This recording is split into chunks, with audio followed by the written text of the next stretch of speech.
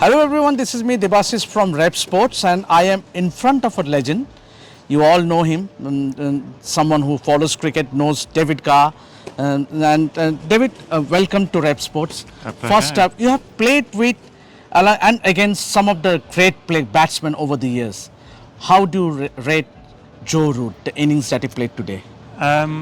Today, Joe has been at his sublime best. For many, many years, he has showed us that someone with his panache, his grace, his timing, his organisation can play lovely cricket. I mean, there was a couple of years with Joe where he espoused what they call baseball, which is a word we try not to use. Between us, we try not to use that. And he tried things that he didn't need to do. But when Joe plays like Joe plays, so he has time, he has talent, he has every shot he needs, and he has control. So you always feel with Joe, once he gets set, and especially like on a good pitch like today at Old Trafford, once he gets set, you think he's just going to make a lot of runs. And he deals with pace, he deals with spin. We've seen in India before where he's been one of the few English players who has coped with turning pitches and turning bowlers and managed to make runs. So I have immense admiration for Joe. He's obviously someone who has scored loads and loads of runs, 38 test hundreds. And do you reckon that he has only Sachin Tendulkar ahead of him? Well, yeah. Do you reckon that he has a very good chance of breaking that record? I do, because year by year, it largely depends on how many test matches you get to play. So Sachin's record is extraordinary. Sachin's play was extraordinary. The fact is that Joe Root is 34 years old. He could play easily another 3-4 years, and we'll see how his fitness goes. In which case, he has a great chance, if he carries on playing the same way, of taking all records. I mean, today he's taken Ricky Ponting's record. I'm not sure quite how Ricky has taken that. He was there at the commentary box. I'm sure he was, and I'm sure that I have experience in taking someone's records, and people are not normally that happy about it. But in due course, you say yes, that's what happens. So it was always almost a certainty that Joe would break that record. So Sachin's record is a long way ahead. Yes, still a long way to go. It would be a triumph for Joe to get there, but the fact is he's fit. He loves batting. One of the great things for all the great players is that they don't have days off. You have bad days, yes, but they don't have days off where they don't like batting. So someone like Joe likes batting, loves making runs. So if he gets in, he will make the most of it, and that really is the absolute key to it. You rightly said that he loves his batting. Yes, we all do. But what is that one quality, or rather the qualities that sets apart Joe Root from the other batters? Well, I mean, there are, over the last few years, last decade or so, there have been people up there. Virat, of course, very much special. Kane Williamson, Stephen Smith, Joe Root. They've been sort of the big four who keep making runs. And they all have something in common, which is they love making runs. They don't get bored. They don't lose concentration. They don't want to be out. And the thing about Joe is, I've seen him a few times where his rhythm's been slightly off, but a very few times. So when his rhythm is right, and this is what all the great players have, they appear to have more time than the other, as it were, more mere mortals who are alongside them. So when he plays at his best, it just seems, and it's always just the easiest compliment, it just seems easy. When he has those days where something goes wrong, again, like all of us who've done this before in our lives, it takes a split second to make a mistake. And what we all try and do as international players, as players who are proud of our own performances, is try and minimise the risk, try and minimise the chances of getting out. We all know there are good bowlers out there, and if someone bowls you a great ball, you shrug your shoulders and say, fine, that was it. That's all I could do. Nothing much I can do about that. They get you out. That's fine. In the meantime, 95% of the time, batsmen will know that they have control over whether they stay in, get out, or make runs. And Joe has just maximised that. So all the great players do it. If I may ask you, who among the Fab Four, obviously Virat has now retired from Test cricket. Yeah. Who among the Fab Four means? Where do you rate Joe? Means compared to a Virat, Well, Steve Smith, and Ken Williamson. I mean, these ratings will vary week by week, year by year. At the moment, I think Joe is on top, to be honest, because the last few games, last few months, over the winter, our English winter away in Pakistan, New Zealand, he still shows that he can do the best things that you want to watch. So, as you say, Virat has retired. Williamson is a very special player. Stephen Smith has had to come back into form. So Steve had one of those things that happens to all great players, where they have a time where things don't work so well. And the fact that he's come back from that and is starting to make runs again, has started to make runs again, hundreds again, is just testament to the fact that he loves batting as well. At the moment, I'm honestly going to put Joe at the top of them. Yeah. Obviously, David, you played and captained someone like Sir Ian Botham. Mm-hmm. Where do you place Ben Stokes? Because he has been compared with Sir Ian Botham, but according to you? Well, they are both outstanding all-rounders. Ian was hugely instinctive, hugely effective, batting, bowling, fielding, all brilliant. Ben, when he's fit, batting, bowling, fielding, brilliant. The one thing I would put Ben ahead of, say, Botham, Flintoff, because we've had, the Botham, Flintoff, Stokes eras as England all-rounders. The one thing I would say about Ben is that his captaincy is way ahead of the other two. No disrespect to Ian or Andrew. I know Ian was very instinctive, but he had a sort of limited view as to how players should be at the end of the day. And if they didn't conform to his worldview, he didn't quite understand that. Ben has managed in the last few years to gain empathy, sympathy, all the right things, understanding of the people around him. One of the outstanding things about his captaincy is the way he has brought people in, given them confidence. I mean, it's the literal and metaphorical arm around the shoulder.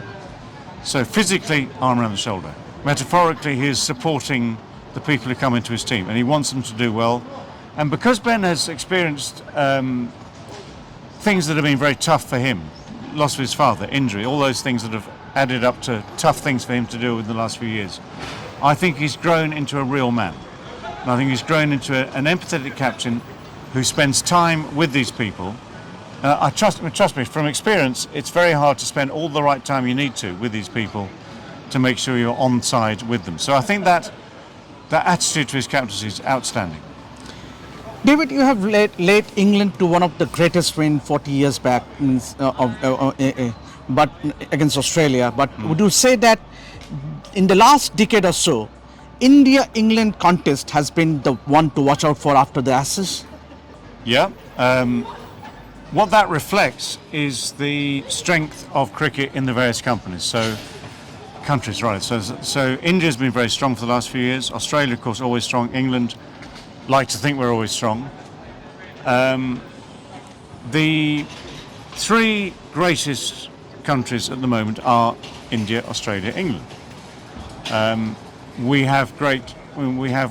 I was in New Zealand last December, interesting series against New Zealand, who always punch above their weight, and lovely place to be. But the powerhouses are India, Australia, India. And the enmity, the competition, is what makes Test cricket interesting. I mean, my one big worry is that there are countries playing Test cricket who don't have the resources or the money to put their best sides out there all the time, or to produce a good side in the first place. So you have to accept, and it's always been this way, there are always going to be stronger sides, weaker sides. But my one big worry is that things get so polarised, too polarised. So I want India to be able to play Australia and England and everyone else on an equal footing if they can do. I mean, it's a bit of a pipe dream, it's a bit of a fantasy.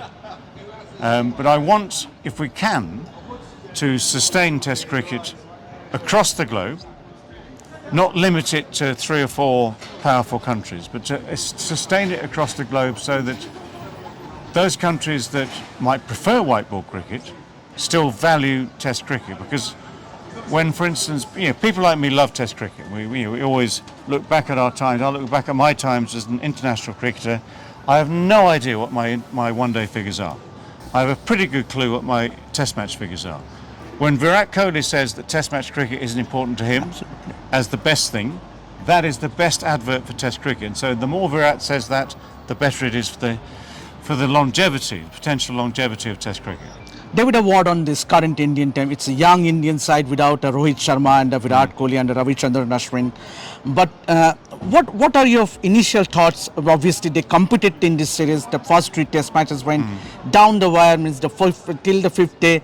What do you make? Obviously, I won't say this Test match. Obviously, England have dominated. At But the moment, overall, what do you make about the Indian side, this young Indian side? Well, the truth is that they could not have lost at Headingley if they just had a few more runs from the tail end. If they could have batted England out of the game at Headingley, there would only be 2 options: a draw or an Indian win. England did fantastically well to chase what they had to chase. Not easy, but they did it brilliantly. So somehow they got a win. Edgbaston, stunning win for India. Lords could have gone either way. Lords is a great game of cricket. It was a fantastic 5-day game of cricket where I was there on the 5th day with friends, not working, not doing nothing more than watching the game with friends on the 5th day, and we were gripped for morning, afternoon sessions, wondering what was going to happen. So that is a great advert for Test cricket. So if we're honest and logical about this, India could be 3-0 up. That's Maybe. a big statement. That's a big Which is statement. a big no, but it's also very true. The fact is they're 2-1 down. As we speak tonight, they are 2-1 down. And looking at Old Trafford, it's either going to be a draw or an England win. Because I hate making predictions in this current era where anything can happen. But the way the game is set up, it's England who have command of the game here. So they could, if all goes well, make sure they win the series here. India, it's a good pitch, so India could bat through long enough to make sure that India survive. And that would set it up very nicely indeed for the Oval of the 5th Test match where, again, anything could happen. It's been a fantastic advert for Test cricket because the fact that Virat and Rohit retired seemed like a blow. The fact that Shubman Gill got several thousand runs, it feels like, in the first couple of games, 600 odd runs in the first couple of games, and played beautifully, was the perfect start to his captaincy, the perfect start to his overseas tour here, where one of the things we knew about Shubman was that he's obviously a lovely player, but making runs overseas was going to be one of the things he had to add to his repertoire. And he played absolutely beautifully. They're a great, I love watching Rahul. KL, I think, is a lovely player. I'd love him, in a sense, as a neutral, I'd love him to make more runs, yet more runs, and I just love to watch him bat. So, and you've got Rishabh Pant, who is just the most unique individual in world cricket ever, in many, many ways. So the fact that he's got this foot injury is a shame because all of us want to watch him perform. And what he did in the first few games, again, Rishabh being Rishabh, is just box office entertainment. So it's an irony that the injury comes from being Rishabh, doing things that only he would do necessarily, slight error, big foot injury, broken toe, whatever it might. I don't know what it is, but we will miss him if he's not playing, for instance, at the Oval. Talking about Rishabh Pant, obviously, he being a left-hander, you have been one of the greatest left-handers to have played this game. What do you make out of Rishabh Pant, the cricketer he has been? Means obviously. Well, the modern game has so many new facets added to it. In my time, we did things that were interesting and innovative, but in comparison to the modern era, rather sort of dull. So what he does in the context of a test match, which is things that you would expect to see in a T20 match, in IPL, whatever it might be, is actually brilliant in its own way. Brilliant when it works, because we want test matches to be as entertaining as the shorter form of the game. It's vital for test matches to be entertaining. So people like him, the likes of, say, Harry Brook, a lot of the England batters, Crawley, Smith, all these people who play a lot of shots, entertain, make Test cricket interesting, are vital to the future of the game at that level. Rishabh is, as I say, pretty much unique because he has the ability to, looking from afar, it looks as though ball by ball he decides, right, this one's going for 6. And then once he's done that, the next one, whatever you bowl, I'll just defend it with time to spare. It's an extraordinary thing to watch. It's a brilliant thing to watch. So much more of that would be very, very entertaining. And even as an Englishman watching the opposition play, we love that. We admire it, respect it. Some of the things I've seen him do over the last few years, and then you factor in this horrific car accident, the recovery from that. That in itself is extraordinary. But some things we've seen him do before and after that are just absolutely unique. And what do you make out of him coming out after that fracture? Obviously, we were all expecting that he might not come out to bat. But what was your initial thoughts when you saw him walking into the middle? Well, I'm assuming first of all that someone's given him a very big needle with lots of painkillers, which of course is perfectly legal and perfectly good. And the fact that he was hobbling out there, and the fact that he tried to play as best he could, so he's still hitting Jofra Archer for 6 from the slow ball, and he's still hitting nice timely shots, obviously struggling with the quick single, but that was a really good example of someone buying into a team ethos. So he knew that his team needs someone to fill that gap. If he just sat on the balcony for the rest of the game with his foot up, India will be in even sort of deeper trouble in this game, in this particular game. So him to come up is a big bonus and a really big tick for him to say, I'm part of this team, I'm vice captain of this team, I will go out there and bat, do what I can, add what I can, because this series has been competitive, at times needlish, which is good. I don't mind that. I like that. I like the needle. I like the fact that people show they are trying and want to win. And for him to do that was special. Do you reckon that Shubman Gill has put himself under a bit of pressure after what happened on the 4th day in that final over with Jack Crawley, and then to make a statement? No. That's. I don't mind that. I think it's. I don't know. In an old-fashioned way, people might have dealt with that differently. But the fact is, this game has to be competitive. At its best, it has to be confrontational. The truth is that we all know that any side in the world with 30 seconds or maybe 90 seconds, I know the figures are obviously 90 seconds is what Shubman said. Is whatever it is at stake, they will probably try and do something to let that time dissipate. So I don't have a great problem with that. I thought it was very interesting to see two things. One was Shubman going in hard. 2 was the ironic applause from the rest Indian team, understanding exactly what was going on there. Then you have to understand that Shubman being on. The irony is being Shubman on the field having a massage for 7 minutes. That's 7 minutes out of the game that could have been different. Right. And all these things are part of the theatre. So I, for one, am not going to get upset by any of that. I'll enjoy the moment. I'll enjoy the competition. I'll enjoy that. That sort of face-to-face confrontation is, as long as it doesn't cross the line, is part of the game. Because people want to be. If you look at any sport, any competitive international sport, people are face-to-face in the moment. That competition is very much. It's not quite fisticuffs, but it's very much an evidence that they really care about the result of this game, and even the 30 seconds, the 90 seconds, the 10 minutes, the hours, the sessions, they all count. David, a technical question, obviously. Would you love to see if a player gets injured, if he has an external injury while playing, would you love to see the team getting a substitute? Because we already have a concussion sub. I understand the argument. Concussion is one thing.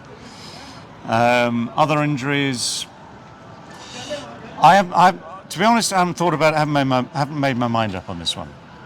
Concussion obviously is one of those things that all sports have to be very careful about. And it's a very serious thing. Brain injuries, anything that affects the brain is very important. You could say that Rishabh was the architect of his own unfortunate moment. So playing a shot like that, which is what Rishabh does, but playing a shot which you don't need to play by the textbook or the orthodox book and getting hit on the foot is unlucky for sure. You could get hit an inch further that way, it doesn't hurt quite so much, it doesn't break a toe. I don't know what the injury is. So I am not yet convinced that substitutes for every injury are valid, but I am happy to listen to the arguments. Finally, David, obviously, would you have loved to play IPL? Means obviously. Well, IPL was not a thing. How many years ago? 40 years ago now. Yeah. Whatever it might be, 30, 40 years ago. I would have enjoyed the opportunity. And let's face it, if they're going to pay you shed loads of money, you'd probably do it anyway. I was always dedicated to Test cricket. I like my one-day cricket. My one-day cricket faded slightly as the years went on. But I think if you have the right incentives, and let's face it, I was like so many people of my generation, when T20 first came in, I'm thinking, what is this? You have to open your mind to a new form of the game.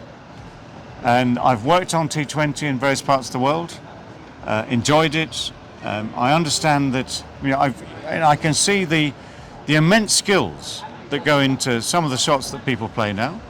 The bowling, which of course is sometimes a very fragile thing. You bowl a perfectly decent ball, someone just winds up, hits it for six. The fielding, which is incredible. Some of the things people do on boundary edges is absolutely incredible. And to be part of something like that would have been very special. So were I now, shall we say, 40 years younger, I would be up for it. And your prediction for the Test match? Well, unfortunately for this Test match, actually there's one thing. This Test match is England's to win. It's India's to save, and it's a good pitch. So whenever India get the chance to bat again, they know they have good batsmen on a flat pitch where wickets will not fall easily. So they have a chance to bat long enough to deny England the victory they really crave. But if they let it slip by a moment or two or an hour or two, then it's England's to win. So that was David Gower exclusively for our Revsportz viewer. Keep watching this space to get all the updates throughout our coverage from India-England series. This is me, Debasis, signing out. Keep watching.